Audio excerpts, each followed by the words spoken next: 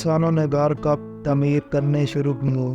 بیشتر قدیم انسان غاروں میں ہی پناہ حاصل کیا کرتے تھے۔ جب انہوں نے ایسے علاقوں میں رہائش اختیار کرنا شروع کی جہاں غاریں اور پہاڑ نہ تھے تو انہیں غاروں کے متبادل تلاش کرنے کی ضرورت محسوس ہوئی۔ جانوروں کے شکاری غالباً ان کی کھال سے خیمے بنا لیا کرتے تھے، جبکہ دوسرے لوگ درختوں کی ٹوٹی ہوئی شاخوں کو آپس میں ملا کر جھوپڑیاں بنا لیا کرتے تھے۔ ان شاخوں کے درمیان خالی جگہ پر وہ مٹی کا لیپ کر لیا کرتے تھے تاکہ سوائے سے بچا جا سکے، جبکہ ان کے گھروں کی چھتوں پر بارش سے بچاؤ کے لیے گھاس پھوس اور تنگے بچھائے جاتے تھے۔ خیال کیا جاتا ہے کہ قدیم مصری وہ پہلے لوگ تھے جنہوں نے مٹی سے اینٹیں بنانے کا آغاز کیا۔ میسوپوٹامیہ کے باشندوں نے اس فن کو ترقی دی۔